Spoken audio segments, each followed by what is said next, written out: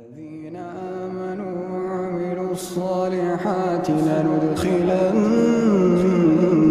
في الصالحين ومن الناس من يقول آمنا بالله فإذا أوذي في الله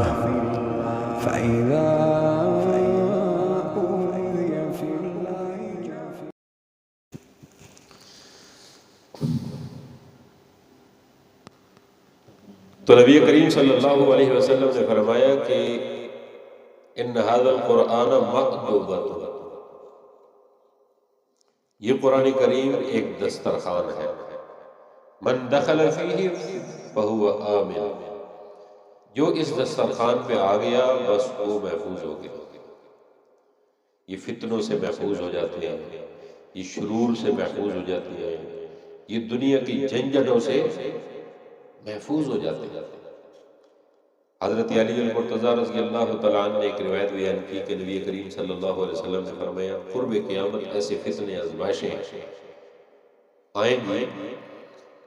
کہ دن کے الگ فتنے ہوں گے، رات کے الگ فتنے ہوں گے، دن کی الگ آزمائشیں ہوگی، رات کی الگ آزمائشیں ہوگی۔ اس قدر کے جیسے ایک تسبیح کو آپ یوں پکڑتے ہیں اور نیچے سے کینچی سے اسے کاٹتے ہیں تو وہ دانے ایک دوسرے کے اوپر نیچے سے گر رہے ہوتے ہیں۔ فرمایا اسی طرح لگاتار فتنے آپ کی طرف متوجہ ہو جائیں گے۔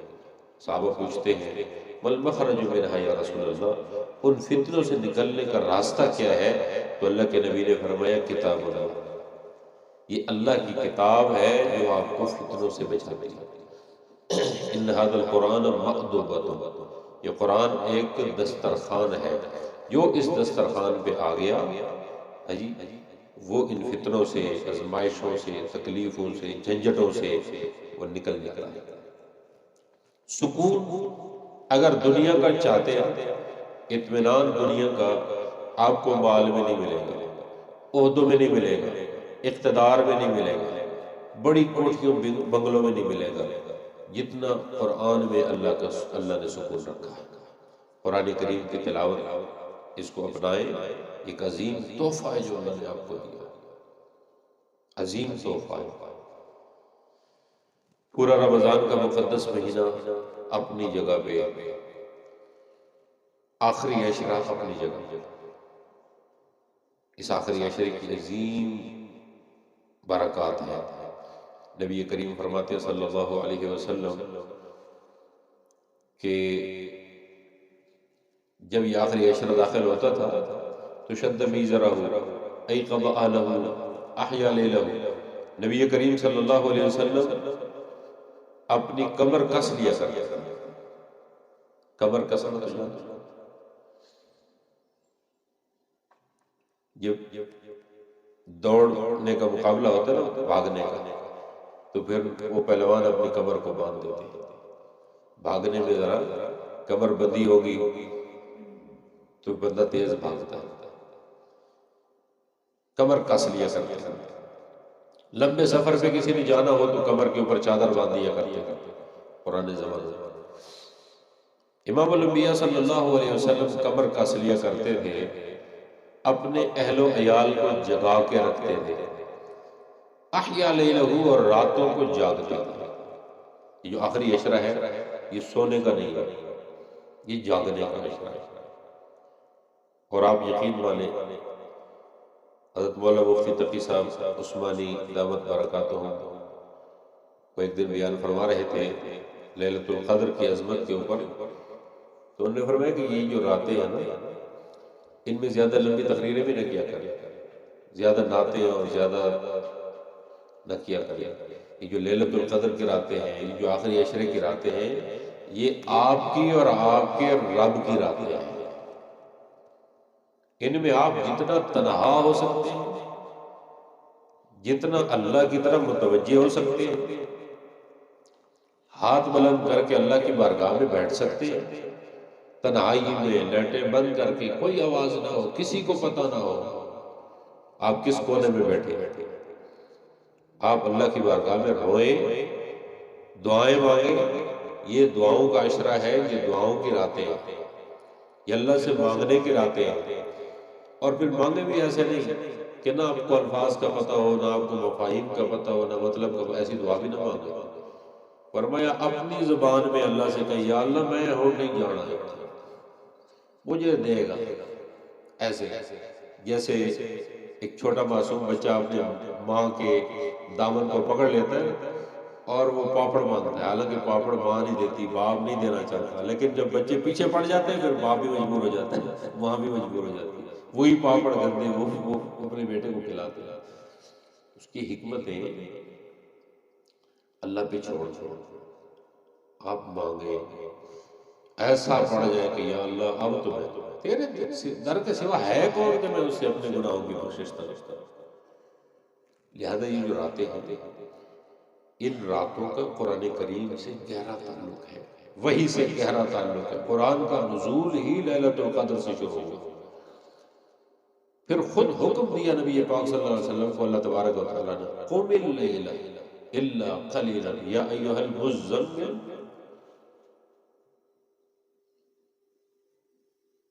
ایک معنی تو ہے چادر اوڑھنے والے، اگر اس کو زمیل سے لیا جائے، زمیل کہتے ہیں قریبی دوست کو، یا ایھا المزمل اے میرے پیارے دوست، اب یہ سونے کی راتیں نہیں ہیں، کھڑے ہو جائیے، قم اللیل الا قلیلا، ساری رات کھڑے رہو یا پھر رات کا کچھ حصہ، کتنا؟ نصفہ، آدھی رات، او انقص منہ قلیلا، یا اس سے بھی تھوڑی کم کر لو، کھڑے تو ہو۔ کتنا پیار سے اللہ نے اپنے پیغمبر کو قم اللیل، یہ راتیں سونے کی نہیں ہیں، یہ کھڑنے کی راتیں ہیں، یہ اللہ کی بارگاہ میں رونے کی راتیں۔ اللہ اپنے پیغمبر کو خود فرما رہے ہیں، اور پھر نہیں، رتل القرآن ترتیلا تبتل الیہ تبتیلا، تبتل الیہ تبتیلا، دو صیغے استعمال ہوئے، طلباء ہوتے ہیں وہ یہ سمجھتے ہیں، بتل یبتل و تبتیل ایک الگ صیغہ ہے، تبتل یتبتل و تبتلا یہ الگ صیغہ ہے، اور دونوں کی خاصیات الگ ہے۔ تبتل کا مطلب ہوتا ہے یک دم سے پوری کائنات سے کٹ جانا، یک دم سے پوری کائنات کو چھوڑ دو۔ جیسے آپ وضو کر کے آتے ہیں اور اپنے ہاتھ کھڑے کرتے ہیں، اللہ اکبر، جب ایسے ہاتھ بلند کرتے ہیں تو آپ گویا کہ پوری کائنات کو اپنی پیٹھ کے پیچھے پھیرتے ہیں اور پھر اعلان کرتے ہیں یا اللہ ساری کائنات چھوٹی ہے، تو سب سے بڑا، اللہ اکبر، تو متوجہ ہو جائے اللہ سے، یکسو ہو جائے، یک دم ساری کائنات سے کٹ جائے، تبتیلا، اور میری طرف آہستہ آہستہ آنا شروع کر، آہستہ آہستہ، یک دم نہیں، یک دم جو ہے وہ آپ اکتا جائے، تھوڑا کرا۔ ویسے تو سیدہ فرماتی ہے رضی اللہ تعالی عنہ، 2 رکعت، بے شک 2 رکعت نماز نفل خلوص سے دل سے پڑھو، 2 پڑھو لیکن مستقل پڑھو، خیر العمل ما دیم علیہ وان قل، بہترین عمل جو ہے وہ ہوتا ہے کہ جس پر ہمیشہ ہی اختیار کی جائے، اگرچہ وہ تھوڑا ہی کرے، تھوڑا ہو لیکن ہمیشہ مستقل، ایسا نہ ہو کہ سال میں 1 رات خاص کر لو اور اس میں جناب اللہ جاگو اور ساری رات نوافل پڑھتے رہو اور باقی فرض بھی چھوڑ دو، ایسا تھوڑے کرو لیکن مستقل کرو۔ تو یہ مبارک راتیں ہیں، یہ سونے کی نہیں ہے، یہ جاگنے کی راتیں ہیں، اور یہ موبائلوں کی راتیں بھی نہیں ہیں، یہ کھیل کود کی راتیں نہیں ہیں، یہ لہو و لعب کی راتیں نہیں ہیں، یہ اللہ کو منانے کی راتیں ہیں، یہ اللہ سے مانگنے کی راتیں ہیں۔ وہ آسمان دنیا سے، یہ جو پہلا آسمان ہے اس کو آسمان دنیا، یہ پہلے آسمان دنیا سے اللہ تبارک و تعالیٰ آپ کی طرف متوجہ ہے اور آوازیں دے رہے ہیں، ہر رات آواز آتی ہے، حل من مستغفر فاغفر لہ، ہے کوئی گناہوں کو معاف مانگنے والا، بخشش طلب کرنے والا کہ میں اس کے گناہوں کو معاف کر دوں، حل من مسترزق فارزق لہ، ہے کوئی رزق مانگنے والا کہ میں اس کی روزی عطا کروں، اس کی جھولیاں بھر دوں، حل من سائل فاعطی لہ، ہے کوئی سوال کرنے والا کہ میں اس کا دامن بھر دوں۔ یہ آسمان دنیا سے وہ آوازیں دے رہی ہیں، اور یہاں امت مسلمہ بیٹھی ہے جو اللہ کی بارگاہ میں دعائیں مانگ رہی ہے، زار و قطار رو رہی ہے۔ حدیث میں آتا ہے اللہ تبارک و تعالیٰ لیلۃ القدر کے راتوں میں حضرت جبریل علیہ السلام کو اور ان کے لشکر کو بھیجتے ہیں، اور پھر وہ لشکر ان گھروں کو ڈھونڈتے ہیں، ان افراد کی تلاشی لیتے ہیں، کون ہے کس کونے میں کھڑا ہے وہ اللہ کی یاد کر رہا ہے، وہ اس کی نگرانی کرتے ہیں، اسے دیکھتے ہیں، اس کے حق میں اللہ سے دعائیں مانگتے ہیں۔ اور حدیث میں یہاں تک بھی فرمایا کہ ایسے لوگ جو اللہ کے قرآن کی تلاوتیں کرتے ہیں، جو راتیں جاگتے ہیں، امام الانبیاء صلی اللہ علیہ وسلم راتیں جاگنے والوں کی پہرہ داری کرتے تھے اور گھوما کرتے تھے۔ ایک صحابی رسول گھر میں تلاوت کر رہے ہیں، نبی کریم صلی اللہ علیہ وسلم کی آواز بڑی پسند آئی، آپ نے ساری رات اس صحابی کے دروازے پہ گزاری۔ صبح جب نماز کے لیے پہنچے تو امام الانبیاء نے فرمایا صلی اللہ علیہ وسلم، اللہ آپ کی آواز میں، آپ کی تلاوت میں اور برکتیں عطا فرمائے۔ آپ نے بڑی خوبصورت آج سورت سنائی ہے۔ فرمایا اللہ آپ نے کہا سنی؟ میں آپ کے دروازے پہ بیٹھا، ساری رات میں آپ کے دروازے پہ آپ کا کلام سنتا رہا۔ اللہ اکبر، ہم بہت گر چکے ہیں، بہت پیچھے چلے جا چکے ہیں، عملی اعتبار سے، اخلاقی اعتبار سے جس نہج پر ہمیں رسول پاک نے چھوڑا تھا، صحابہ کرام نے چھوڑا تھا، ہم نے اس کو بہت ترک کر دیا، بہت پیچھے گئے، اسی کو اپنانے کی ضرورت ہے۔ کامیاب وہ آدمی ہوتا ہے جو ہمیشہ آگے کو سیدھا کرنے کی کوشش کرے، اب مستقبل پیچھے کو چھوڑو جو ہو چکا ہے۔ یہ رمضان اس لیے آتا ہے، اس میں جگہ جگہ اللہ فرماتے ہیں من قام رمضان ایمانا واحتسابا غفر له ما تقدم من ذنبه، جس نے رمضان کے روزے رکھے اللہ اس کے پچھلے گناہ معاف کر دے۔ من قام رمضان ایمانا واحتسابا غفر له ما تقدم من ذنبه، جس نے رمضان کے مہینے میں قیام کیا، تراویح کی نماز، تہجد کی نماز، نوافل، فرمایا اس کے بھی میں پچھلے سارے گناہ معاف کر دوں گا۔ ایک ایک جگہ پہ اللہ فرماتے ہیں آپ کے سارے، تو پچھلے کو چھوڑو، پچھلے کی معافی مانگو، اگلی زندگی سیدھی سی، اپنے اللہ سے دوستی بناؤ، اپنے اللہ سے محبت کرو، اللہ آپ سے بہت زیادہ محبت کرتا ہے۔ اپنے پیغمبر سے فرمایا نبئ عبادی، میرے بندوں کو خبردار کر دو میرے پیغمبر کہ انی انا الغفور الرحیم، میں بخشنے والا مہربان، میرے بندوں کو بتا دو کہ میں تمہاری خطاؤں کو معاف کر دوں گا۔ یا عبادی الذین اسرفوا علی انفسہم، اے میرے وہ بندو جنہیں اپنی جانوں پہ ظلم کیا، زیادتیاں کی ہیں،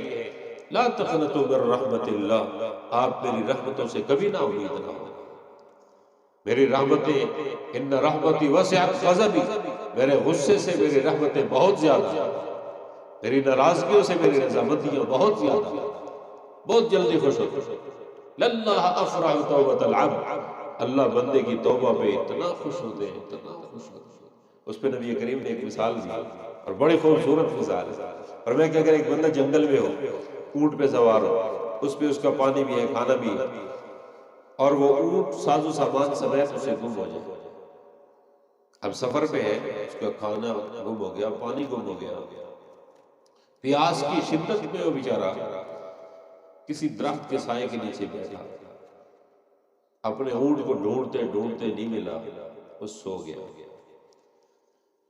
اور جب وہ سو کے اٹھا تو دیکھا کہ وہ اونٹ اس کے سر پہ کھڑا، اس کے اوپر پانی بھی اسی طرح، کھانا بھی، تو وہ پیاسا آدمی کتنا خوش ہوگا۔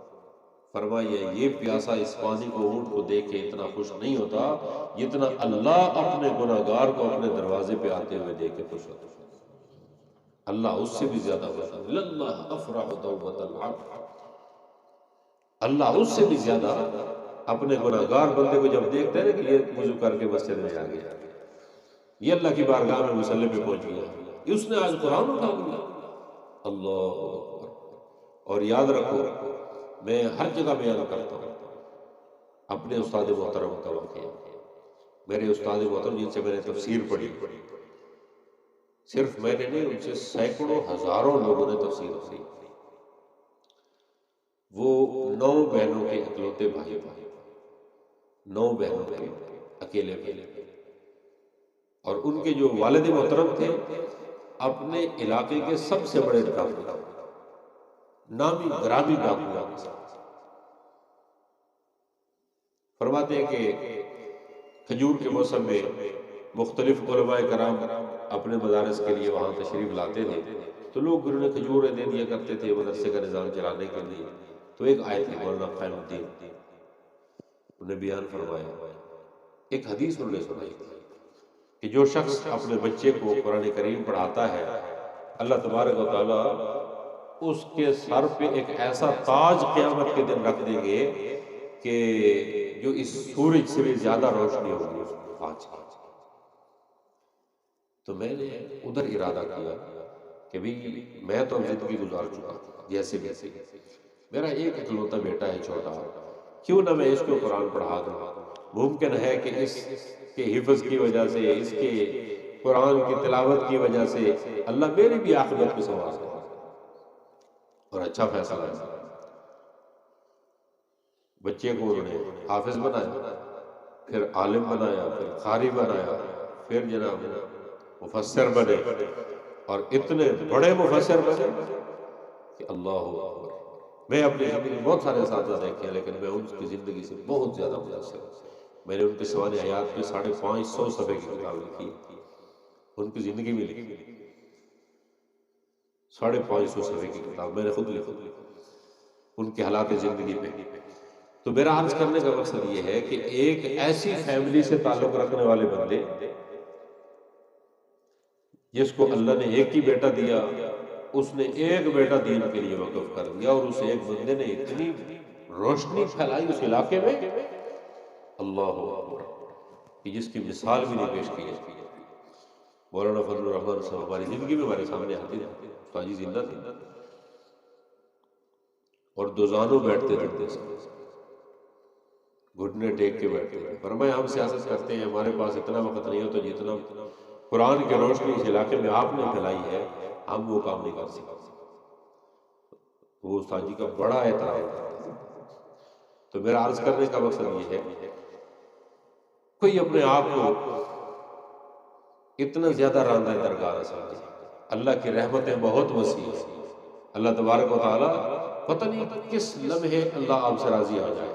جنہوں نے نہیں سیکھا، جنہوں نے نہیں پڑھا، اپنی اولادوں کو قرآن پڑھا، حافظ بنا دو، قاری بنا دو. دیکھو آج الحمدللہ علی بھائی نے قرآن سنایا ہے جی. یہ اپنے والدین کے لیے ایک چمکتا ہوا تاج ہے قیامت کے دن پہ، ایک روشن تاج ہے. اور جس گھر میں قرآن کریم کا حافظ موجود ہے، اگر اپنی گناہوں نافرمانیوں کی وجہ سے ان افراد پہ جہنم واجب ہو چکی ہے، اللہ تبارک و تعالیٰ 10 آدمیوں کا ویزا ایک حافظ قرآن کو دیتے ہیں کہ آپ اپنی مرضی سے 10 آدمی جن پہ جہنم واجب ہو چکی ہے ان کو آپ جہنم سے نکال کے جنت میں لے جا سکتے ہیں. اللہ اکبر. اور میں نے ایک حدیث آپ کو سنائی حضرت عیسیٰ علیہ السلام کے متعلق، تفسیر قرطبی میں لکھی کہ جناب عیسیٰ علیہ السلام کا گزر ہوتا ہے قبر پہ، اور اس قبر والے کو عذاب ہو رہا تھا. غزوے سے واپس آئے تو دیکھا کہ وہاں اللہ کی رحمت برس رہی. تو حضرت عیسیٰ علیہ السلام بڑے حیران ہو گئے. جبریل علیہ السلام سے فرماتے ماجرا کیا ہے؟ تو جناب جبریل نے بتایا کہ اس شخص نے اپنے گناہوں کی وجہ سے اپنے اوپر جہنم کو واجب کر دیا تھا، اس کے اوپر عذاب ہو رہا. جب یہ دنیا سے گیا تو اس کا ایک معصوم بچہ، ماں نے اس کو پڑھایا، بعد میں اس کو حافظ بنایا، دین پڑھایا، اپنے استاد کے سامنے جا کے اس کو بٹھایا. تو اللہ تعالیٰ نے اس کے باپ کا یہ عذاب ختم کر دیا. اللہ فرماتے ہیں مجھے شرم آتی ہے کہ جس کا بیٹا زمین پر بیٹھ کر بسم اللہ الرحمن الرحیم سے والناس تک قرآن پڑھ رہا ہو اور میں اس کے باپ کو قبر میں عذاب دوں، میں اس کی ماں کو قبر میں عذاب دوں، کبھی نہیں. اس لیے یہ فیصلہ کریں اگر خود نہیں پڑھا ہے تو اپنی اولاد کو پڑھائیں گے نہیں. محبت کریں اپنے رب سے، وہ آپ سے بہت پیار کرتا ہے. حضرت علقمہ رضی اللہ تعالیٰ عنہ ایک صحابی ہے، ان پر ان کی والدہ ناراض تھی. نزک عالم، نبی کریم صلی اللہ علیہ وسلم ان کی بیمار پرسی کے لیے گئے، اطلاع ملی تھی، تو آپ نے فرمایا کہ ان کی جان کھلی نہیں ہو رہی، روح ان کے نہیں نکل رہی، سخت تکلیف میں ہے،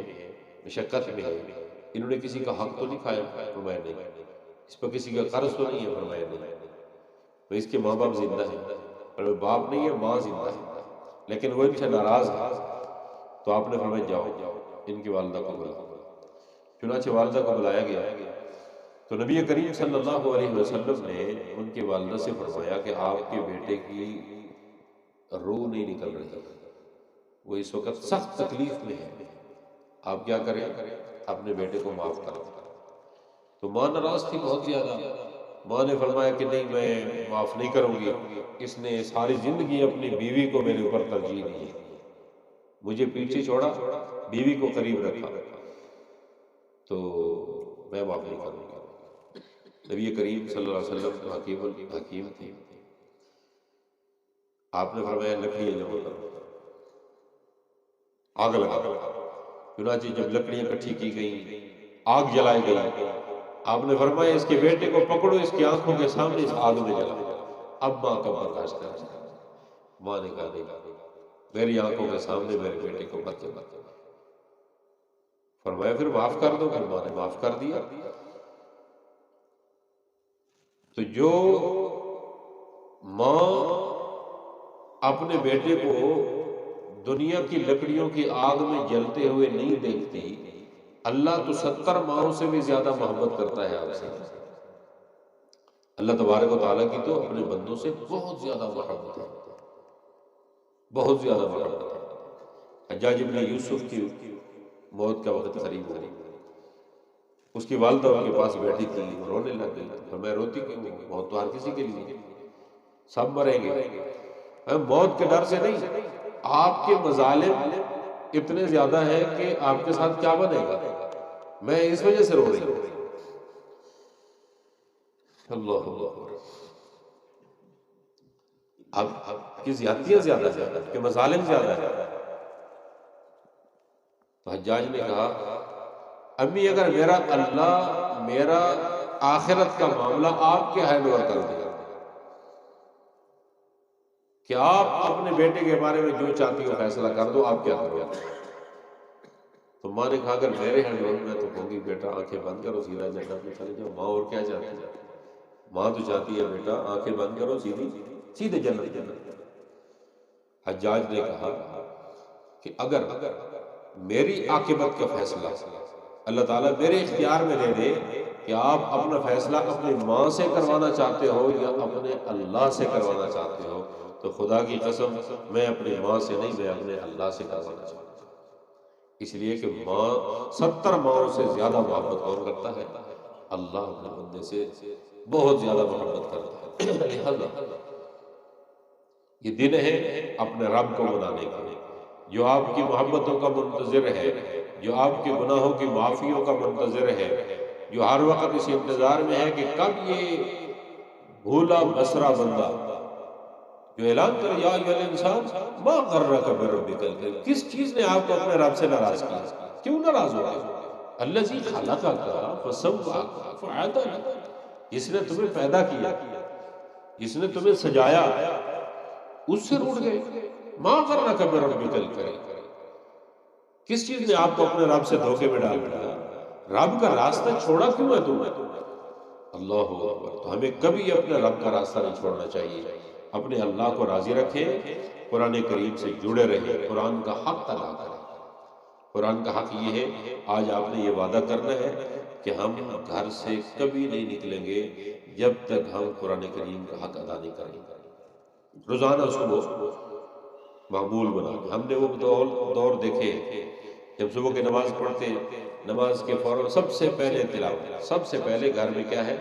تلاوت۔ بڑے تلاوت کرتے تھے، پھر چھوٹے بھی بڑوں کو دیکھا دیکھی وہ بھی قرآن اٹھا کے، تو چائے سے پہلے، ناشتوں سے پہلے، باقی ساری مصروفیات سے پہلے، کاروبار سے پہلے قرآن کی تلاوت ہوتی تھی۔ ہر گھر جو ہے وہ ایک جنت نظیر ہوتا تھا،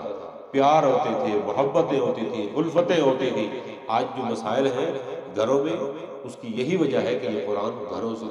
نکلتا جاتا ہے۔ جس دل میں قرآن ہے وہ آباد ہے، جس دل میں قرآن نہیں وہ غیر آباد ہے۔ جس گھر میں اللہ کا قرآن ہے وہ گھر آباد ہے، جس گھر میں قرآن نہیں وہ آباد نہیں۔ یاد رکھو، حدیث میں آتا ہے، نبی کریم فرماتے ہیں صلی اللہ علیہ وسلم،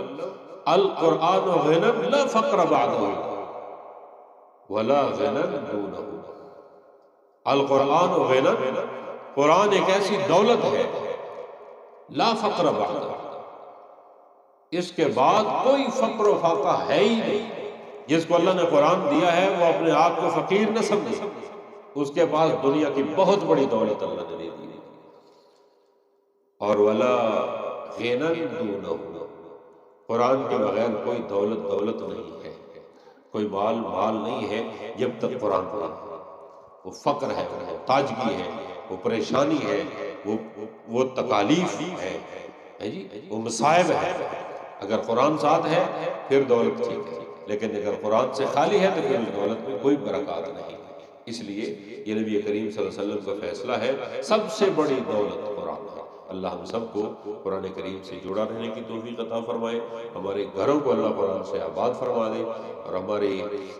جو پڑھا گیا قرآن کریم یہاں پہ یا ہماری اپنی تلاوتوں میں، اپنے گھروں میں خواتین نے پڑھا ہے، آپ نے دل جمی سے اپنی دعاؤں میں سب کو یاد رکھا۔ بسم اللہ الرحمن الرحیم، الحمد للہ رب العالمین والعاقبۃ للمتقین والصلاة والسلام علی خیر خلقہ محمد وعلی آلہ واصحابہ اجمعین۔ ربنا اغفر لنا ذنوبنا واسرافنا فی امرنا وثبت اقدامنا وانصرنا علی القوم الکافرین۔ إلهنا قد حضرنا حكم كتابك وعنفنا نطوينا ببابك فلا تردنا عن جنابك، اللهم اكفنا بحلالك عن حرامك واغننا بفضلك عن من سواك، اللهم أعنا على ذكرك وشكرك وحسن عبادتك، اللهم أحسن عاقبتنا في الأمور كلها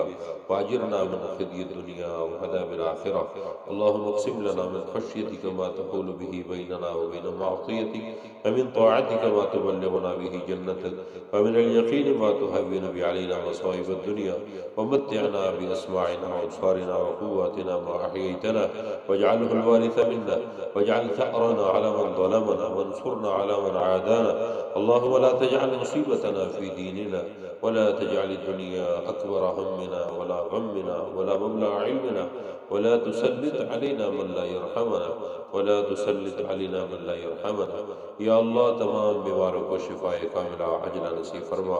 یا اللہ تمام بیماروں کو شفاء کاملہ عاجلہ نصیب فرما۔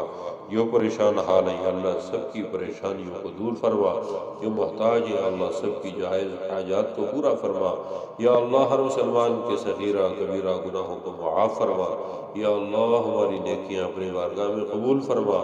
یا اللہ ہماری دعائیں اپنی بارگاہ میں قبول فرما۔ حافظ صاحب نے قرآن سنایا ہے، یا اللہ ان دونوں کی اس پڑھنے کو اپنی بارگاہ میں قبول فرما،